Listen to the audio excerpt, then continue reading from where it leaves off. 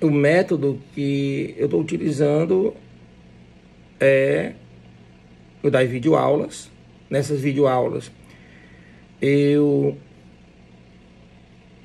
gasto um pouco do tempo para explicar o que é o recurso, tratar sobre direito material mesmo, né?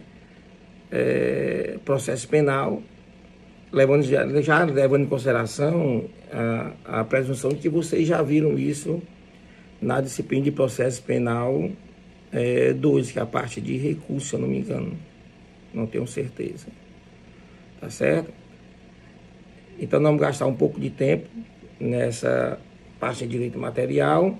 Depois eu vou ler o caso para vocês e vou fazer uma pequena análise sobre esse caso. Vou dar algumas dicas para a construção da peça cabível, tá certo? Então, é importante que vocês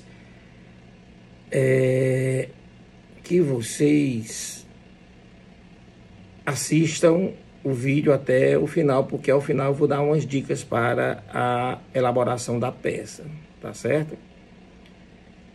E, óbvio, a terceira parte, a primeira parte é a parte de direito material, a segunda parte é a análise do caso, e a segunda fase é a análise do caso, e a terceira fase é a elaboração da peça. No caso da elaboração da peça, aí vocês vão fazer, obviamente, em casa, e vão me mandar, eu estou dando um prazo até o domingo, tá bom? Então, até o próximo domingo, que vê o dia aqui no meu calendário. Nós estamos dia 13, próximo domingo, dia 19. Então, tem até o dia 19 para enviar essas peças, tá certo? Que na segunda-feira nós já temos o segundo caso, segundo recurso, tá bom? Então, as aulas de estágio supervisionado, prática penal 1, está correndo tudo dentro de uma certa normalidade, tendo em vista que a videoaula, ela, de certa forma, ela está suprindo, né? Não é de forma igual, mas supre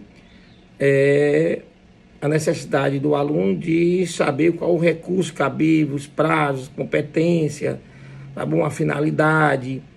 E qualquer dúvida vocês podem mandar para mim via AVA. Outra coisa, quando vocês enviarem a peça, eu quero que vocês enviem via AVA, tá bom? Fica mais fácil para mim, tá bom? E sempre que vocês enviarem, o nome do arquivo que vocês vão enviar, vocês botem o nome da peça, no caso de hoje, Reze, e logo após acompanhado do primeiro nome de vocês, tá bom?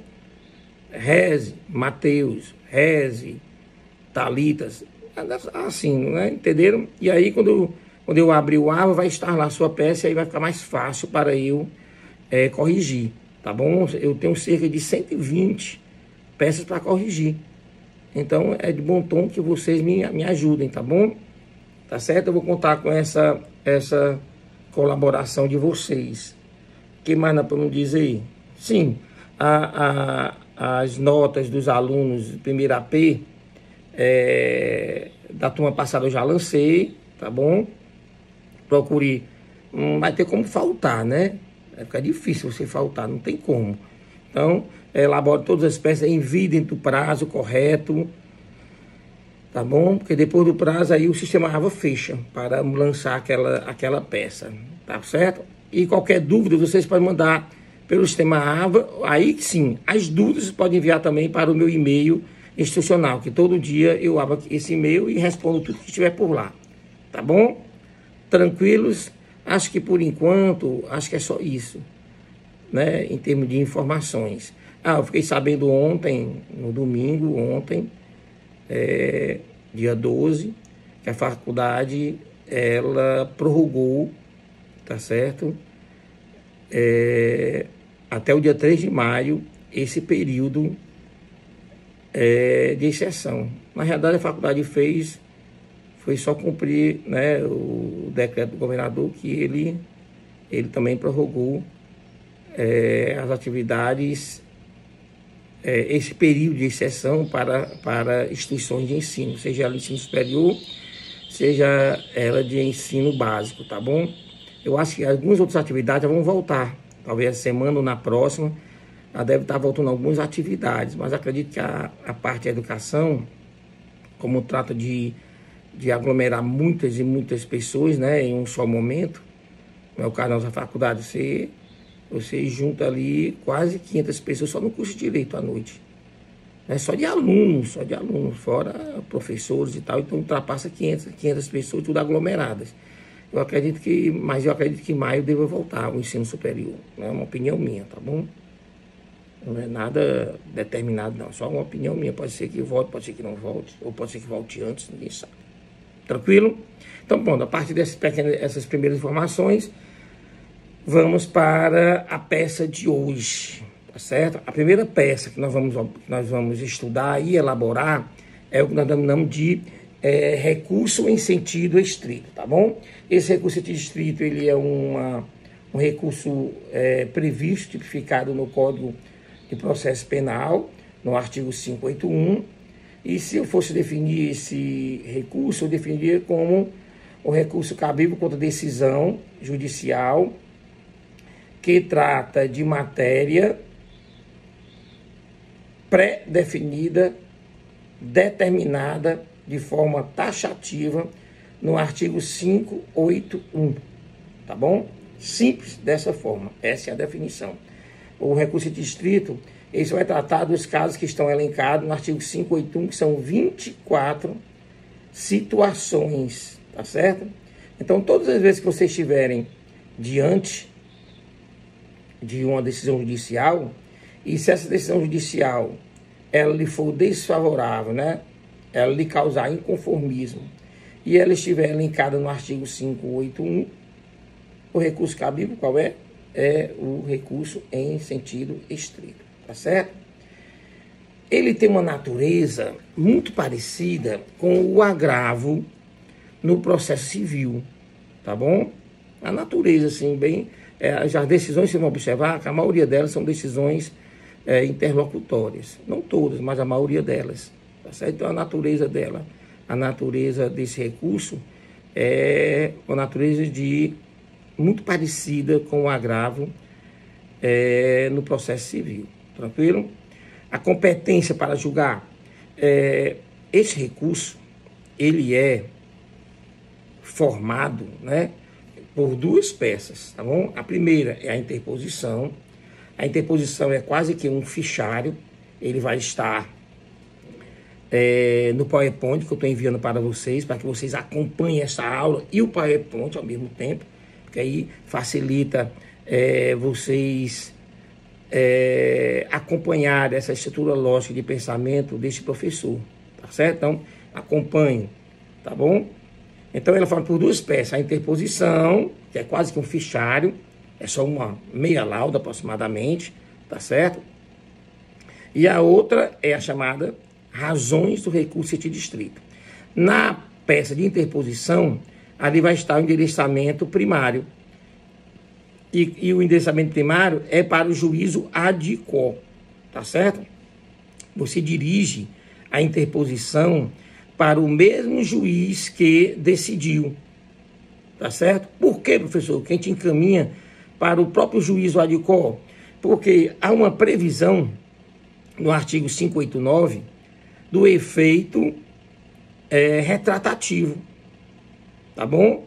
Quer dizer, o juízo ad quo, diante da interposição de um recurso em sentido estrito, ele pode sim optar por retratar-se da sua decisão, tá certo?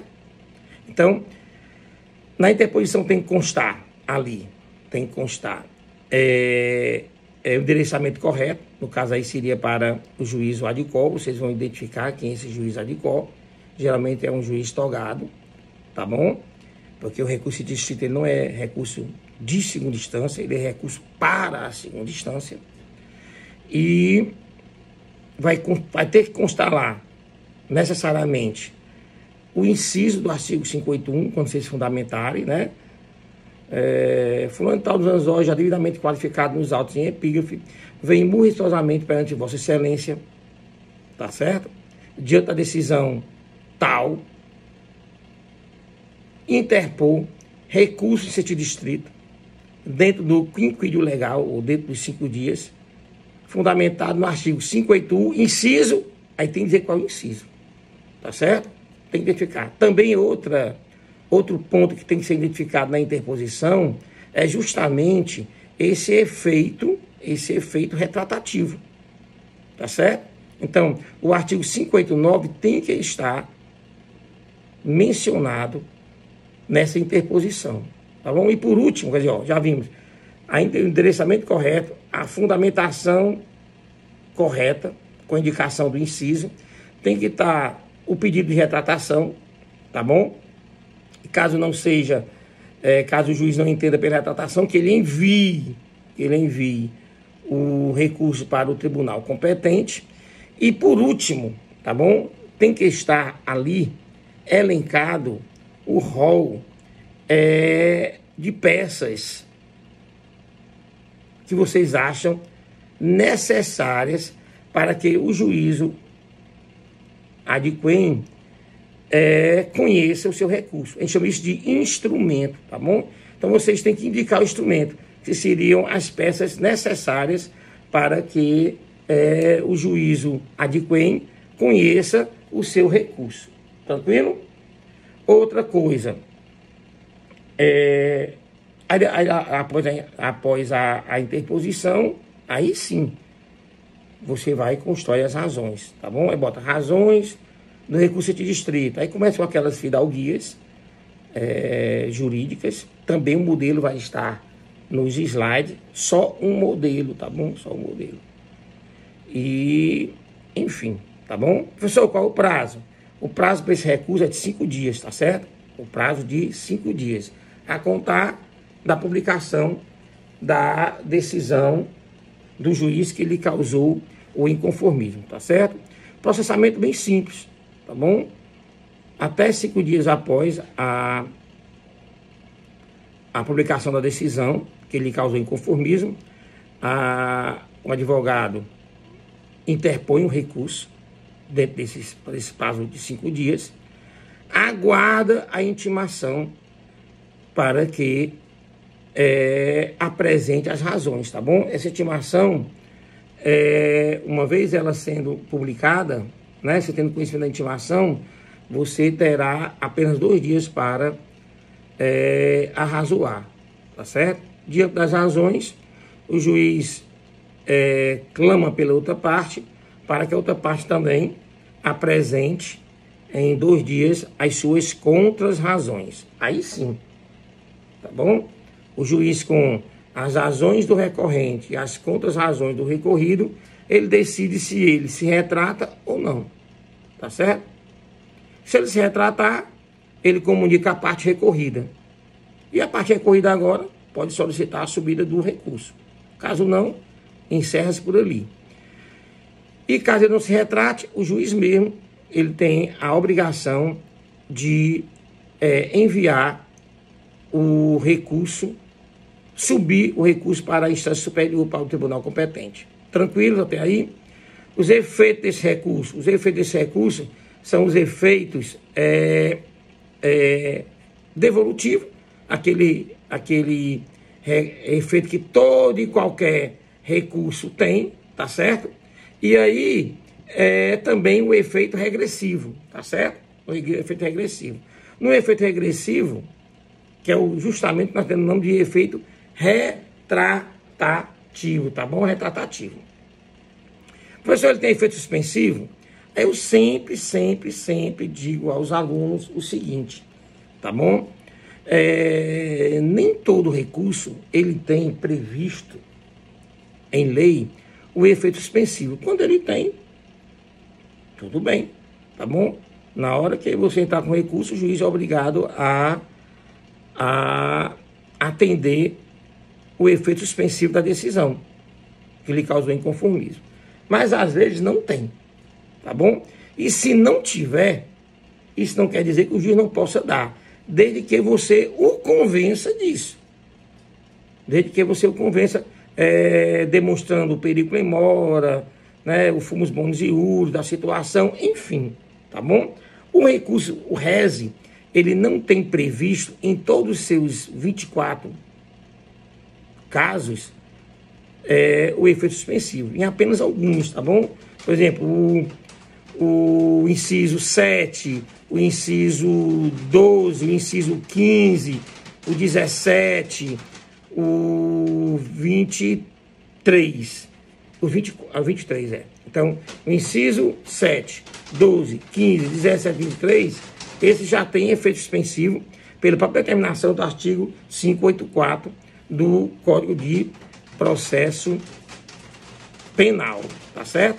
Mas a regra é que não tem efeito suspensivo, tá bom? Só para esses 5 casos.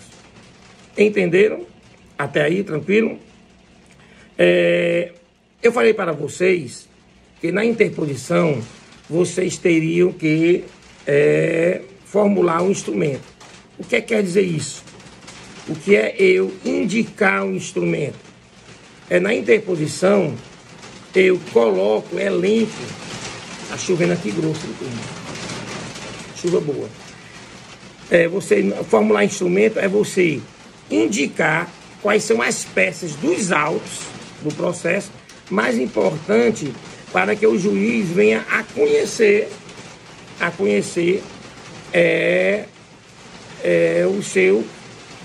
o seu caso, né? O seu pedido, o seu mérito. Por exemplo, se porventura a discussão é sobre o recebimento de uma denúncia, é importante que eu coloque, por exemplo, eu faço instrumento, eu quero a cópia da intimação, da sentença ou da denúncia, eu quero uma cópia da decisão do juiz que recebeu a denúncia, eu quero a cópia da minha intimação. Tá vendo as 3 peças importantes para que o juiz conheça o meu inconformismo, tá bom? No entanto, há algumas situações no RES, tá certo? Que não vai ser necessário formular o instrumento. O que é que vai acontecer nesse momento? O recurso vai subir junto com os autos completos, tá bom? E quais são esses casos, professor? São os casos que estão elencados no 583. É o inciso 1, o inciso 3, o inciso 4, o 6, o 8 e o 10. Nesses 4 incisos do artigo 581, tá bom? Você não vai precisar fazer o instrumento, e sim solicitar que o recurso suba juntamente com os autos. Tranquilos até aí, tá bom? Lembrar vocês que os casos que estão ali elencados no 581 são casos taxativos. Isso quer dizer o quê? Não pode se fazer, por exemplo, uma interpretação extensiva daqueles casos, tá certo? Então, se no artigo, eu escolhi aqui um artigo, entrar aqui no código aqui, deixa eu ver, artigo, vamos lá aqui, do artigo 581, inciso 4, diz o seguinte, ó: caberá recurso de distrito a decisão, despacho ou sentença que pronunciar o réu. Pronto. Eu não posso fazer uma interpretação extensiva. Quer dizer, e se o caso for de impronúncia? Não cabe recurso de distrito, tá ligado? No caso de impronúncia vai caber logo apelação, tá certo? Ou uma decisão que absolver, nem pronuncia e absolve, entra logo com apelação. Não é caso para RES. Por quê? Porque os casos de RES estão elencados de forma taxativa no 581, tá certo? Lembrar vocês que é feito composto de 2 peças, interposição e razões, eu já expliquei, tá bom? O advogado necessariamente deverá frisar no fundamento o inciso do artigo 581, tá bom? No caso da hipótese de júri, né, hipótese do tribunal de júri, os autos vão acompanhar, tá bom? Os autos vão acompanhar, não é preciso fazer instrumento, manda logo junto com os autos, tá bom? E as contrarrazões, eu já falei para vocês, quando do procedimento, tá bom? Quando do procedimento eu falei para vocês sobre as razões, tá certo? Então, em termos em termos de recurso de distrito, é somente isso, tá certo? Essas informações são basilares para que vocês venham a elaborar esta peça.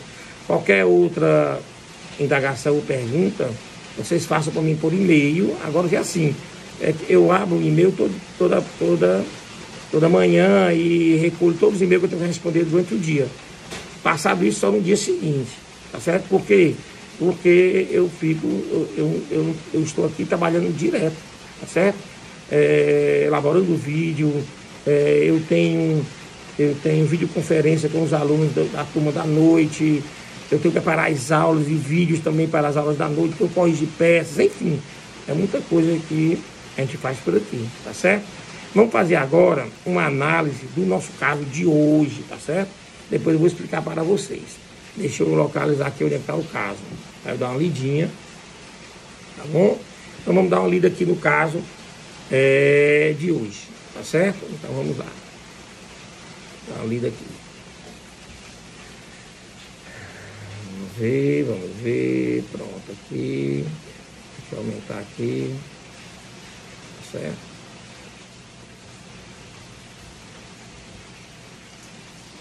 Pronto. Mário, após saber que Pedro teria denegrido a imagem de sua esposa, Fábia, resolve procurá-lo imediatamente para lhe dar uma surra. Apesar dos pedidos insistentes dos amigos e familiares que ali estavam para que ele não fosse e que, abre aspas, deixasse para lá, fecha aspas, o comportamento de Pedro, Mário foi.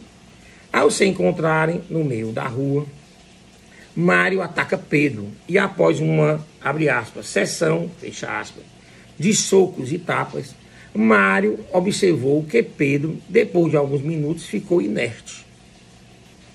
Achou que Pedro teria desmaiado e parou de agredi-lo. Minutos depois, chegou uma ambulância do SAMU e constatou que Pedro teria falecido de traumatismo crânioencefálico. Mário ainda estava no local e se dirigiu imediatamente à delegacia local, onde se apresentou e narrou todos os fatos e sua intenção de apenas dar uma lição em Pedro. O delegado de polícia instaurou o inquérito policial e enviou ao representante do Ministério Público que denunciou Mário pela prática de homicídio doloso eventual. A autoridade judiciária, o juiz, após a primeira fase do rito dos crimes dolosos contra a vida, resolve por pronunciar Mário, levando-o ao crivo do tribunal de júri. Diante desses fatos e do momento processual em questão, você, como advogado de Mário, elabore a peça jurídica cabível, tá bom? Aí, nesse caso, é o seguinte, análise de forma bem rápida, para que vocês possam construir a lógica, do mérito de vocês. Você sabe que no caso do homicídio doloso, tá bom? Aquele homicídio em que o agente, ele não apenas conhece o resultado, como ele deseja o resultado. Isso é o dolo, tá certo? Isso é o dolo. E no caso do homicídio doloso, necessário se faz que se prove cabalmente, o que nós denominamos de animus necandi. Bom, o desejo de matar. E aí sim, diante de um homicídio doloso, estaremos diante de um crime doloso contra a vida, e aí a competência realmente é do tribunal de júri. O que é que nós vemos nesse caso aqui do Mário? O que é que a gente observa no caso do Mário? É que o caso do Mário, ele não tinha a intenção de matar, tá certo? A intenção dele era de dar uma surra. Então, ele sabia sim que dando uma surra, ele poderia sim causar o resultado de uma lesão corporal. E a gente vê nitidamente que mesmo apesar dos pedidos dos familiares e amigos que ali estavam ali para a gente, mesmo dia dos pedidos, ele assumiu o resultado de lesionar, tá bom? No entanto, o que aconteceu durante esta surra que ele deu no Pedro? Pedro veio a falecer, tá bom? Então, o que acontece? Estaremos diante de um crime pré-doloso e não é um crime contra a vida. Está previsto, vocês vão procurar no Código Penal, não quer dizer que eu quero que vocês procurem, né? Mas está previsto no Código Penal, tá certo? No capítulo que trata sobre as lesões corporais, tá bom? Sobre a lesão corporal, nós teríamos a lesão corporal seguida de morte, tá bom? Na lesão corporal seguida de morte, o crime não é doloso, tá bom? Na realidade, o sujeito age por dolo em lesionar, mas ele age por culpa no resultado, maior do que o que ele esperava, ou mais gravoso do que ele esperava. A gente chama isso de crime pré-doloso. E nesse caso, não caberia, não estaria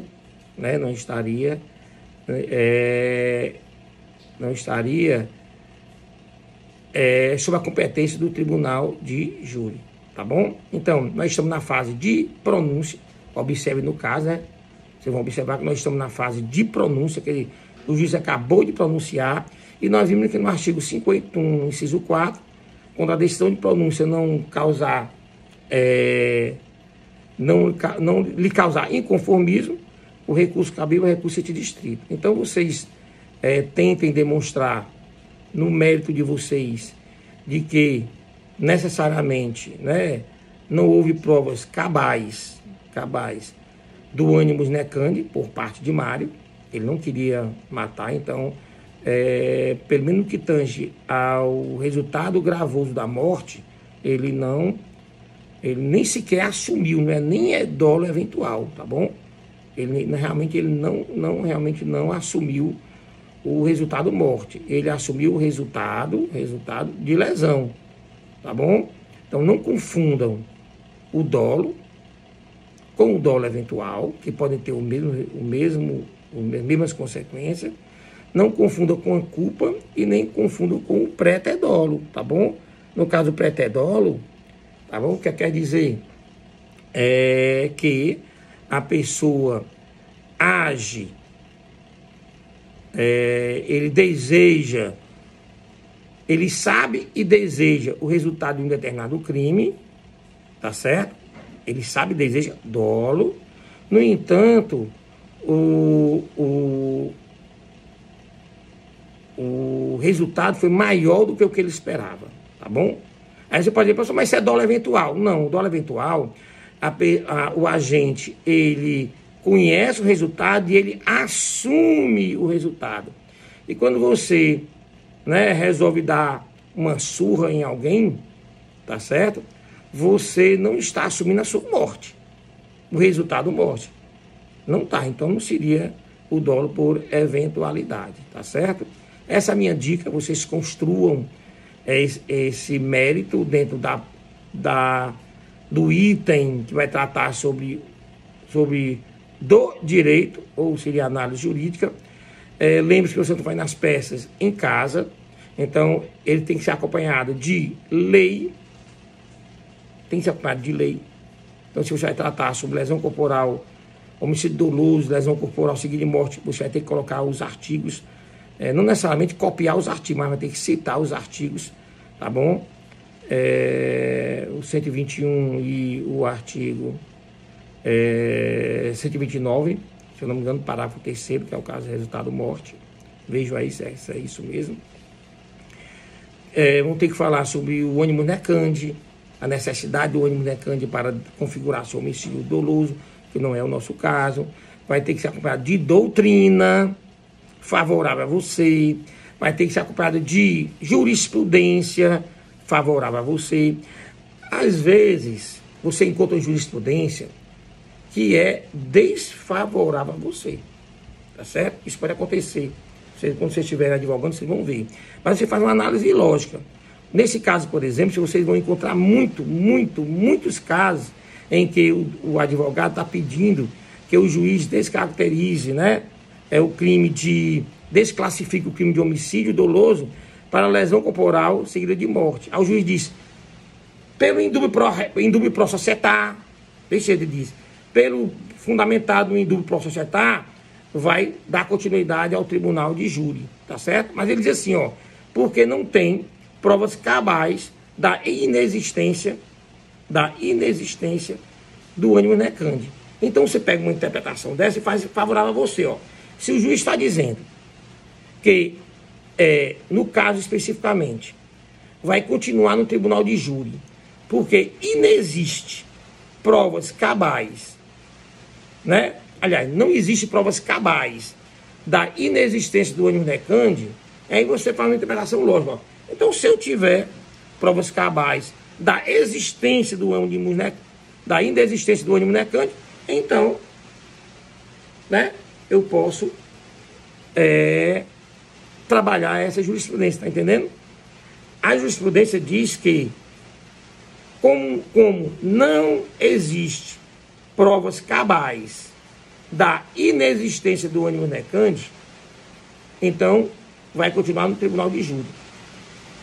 Então você interpreta, se existir provas cabais da inexistência, que é o nosso caso, nós temos provas ali testemunhais, né,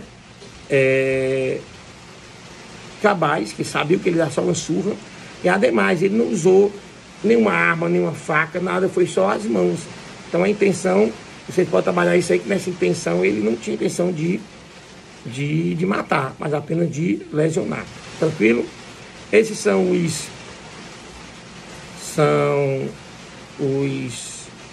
as informações, né, sobre a aula de hoje. Assistam isso até o final, construam a peça de vocês, me enviem até domingo. Tranquilos? Se cuidem, acredito que nós vamos continuar neste método até o final de abril. E até o final de abril, se eu não me engano, nós temos ainda mais 2 peças. Nós ainda vamos ver a carta testemunhável e a correção parcial. Ainda nesse estilo, né? Extra muros da faculdade. Tranquilo? Então, se cuidem. Saudades de vocês, tá certo? A gente vai se encontrar, Deus quiser, ainda esse semestre. E aí a gente mata a saudade. Agora, matar a saudade distante, porque quando a gente voltar o negócio vai não estar totalmente diferente, né? Aí, mesmo porque voltando, isso quer dizer que anulou as possibilidades de contágio ainda. A gente tem que ter muito cuidado ainda, então é uma doença que a gente não conhece com profundidade, né? Estamos conhecendo aí, nós sabemos que está pegando mais as pessoas idosas, acima de 60 anos, mas tem casos já de pessoas jovens, tá bom? Mas vai dar tudo certo, tranquilos? Qualquer coisa vocês mandem um e-mail para mim, para tirar dúvidas, que eu vou estar respondendo, e leiam, tá bom? Esse vídeo, ele vai estar acompanhado de um PowerPoint, tá certo? Para que vocês que anotem as dúvidas de vocês sobre essa aula. Tudo que está no PowerPoint eu toquei de alguma forma aqui nesse vídeo. Tranquilo? Até mais. Tchau, tchau. Se cuidem, tá bom? Abraço.